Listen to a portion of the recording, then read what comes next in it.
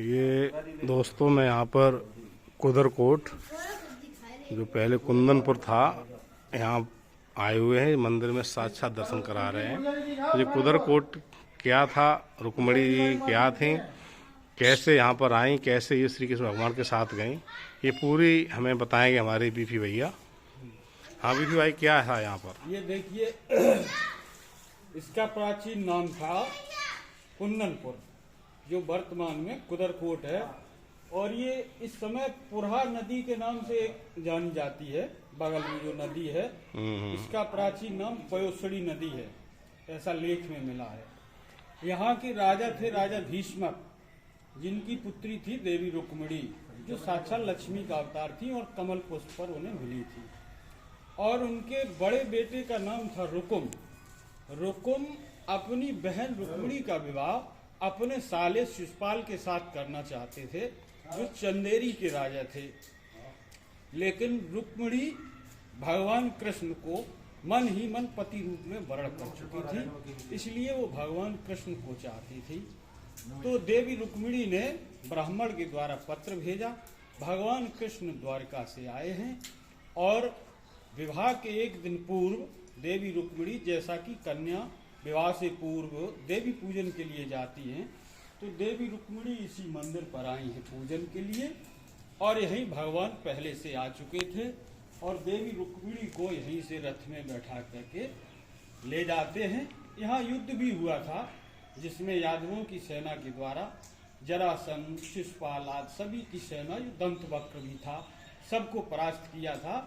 और रुक्मिणी को लेकर के द्वारका जाते हैं और शुभ मुहूर्त में भगवान ने द्वारका में जाकर के रुक्मिणी का प्राण ग्रहण किया। अच्छा, ये वही स्थान है जहाँ पर यहाँ रुक्मिणी पूजा करने आई थी। हाँ, और भगवान कृष्ण यहाँ मौजूद थे। हाँ, यहाँ पूर्व से आ चुके थे। मतलब पंडित जी ने बताया था मंदिर पे मिलना। हाँ, और रुक्मिणी वहाँ आई। ब्राह्मण के द्वारा पत्र भेजा था और पत्र के द्वारा भगवान को सूचना मिली थी कि देवी रुक्मिणी का विवाह शिशुपाल के साथ भाई कर रहा, जो विलोम विवाह था, विपरीत विवाह था, होना नहीं चाहिए था। इसलिए भगवान ने सोचा कि ऐसे विवाह को तुरंत रोका जाए और वो आए। मतलब है पहले से रुक्मिणी ने संदेश भेज दिया कि हम वहाँ पर मंदिर पे मिलेंगे, वहाँ पर आप आ जाना, वहीं से आपके साथ चलते हैं। अगर आप नहीं आए तो हम शिशुपाल के हो जाएंगे। तो इसी मंदिर पे ये वो रुक्मिणी ने ऐसा लिख दिया था उसमें, कहा कोई सिंह का भाग अगर सियार खा जाए तो सिंह के बल और पौरस के लिए धिक्कार है। तो आना मजबूरी थी भगवान श्री कृष्ण की। भगवान कृष्ण भी क्षत्रिय थे, क्षत्रित्व जाग उठा तो वो आए, द्वारका से आए। बिल्कुल बिल्कुल। तो मतलब ये वही मंदिर है जहाँ पर ये रुक्मिणी आई पूजा करने और भगवान कृष्ण यहाँ को मिले। तो ये वही है, यहाँ पर इन्होंने कदम रखे होंगे, पूजा की होगी इन्होंने, ये गौरी की पूजा की थी इन्होंने। और यहाँ से भगवान कृष्ण इनको फिर अपने साथ ले गए थे और तब जाके वहाँ शादी की थी अपने शुभ मुहूर्त में। और देवी की मूर्ति भी, देवी जी जैसे रुक्मिणी जी को लेकर के गायब हुए, वैसे ही देवी की मूर्ति भी अंतर्ध्यान हो गई। मूर्ति भी यहाँ से चली गई थी। और उन्होंने छोटा स्वरूप छोड़ दिया था, जो उनका स्वरूप था उसको सूक्ष्म रूप में, सूक्ष्म शरीर छोड़ा। जो मूर्ति अभी यहाँ विराजमान है, इसीलिए इस मंदिर का नाम अलोपा देवी पड़ा, मतलब अलोप हो गई थी मूर्ति। तो दोस्तों पूरी कहानी आपने सुनी, ये कैसे कैसे कुंदनपुर में ये यहाँ की रुक्मिणी जी आई और भगवान कृष्ण यहाँ से ले गए। और ये कितना अच्छा स्थल है, इस स्थल पे उन्होंने पैर रखे होंगे रुक्मिणी ने, और भगवान श्री कृष्ण की भी रज यहाँ पर रही होगी कभी। तो ये बहुत बड़ा सौभाग्य है।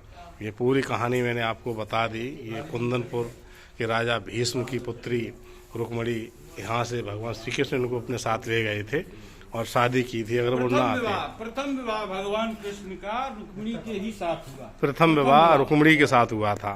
दूसरा विवाह जामवती के साथ हुआ, तीसरा सत्यभामा के साथ हुआ, चौथा कालिंदी के साथ हुआ। इस तरह से भगवान के 8 विवाह हुए और 16,100 राजा भामासुर के कैद में जो कन्या थी उनके साथ भगवान ने विवाह किया था। इस तरह से भगवान के 8 पटरानियां थी और 16,100 रानियां थी। नंबर 1 रानी थी रुक्मिणी, प्रथम विवाह, जो कि इसी मंदिर से ले गए थे, यहाँ से उनको भगा के अपने साथ। ठीक है दोस्तों, जय वृंदावन बिहारी लाल की जय। जय।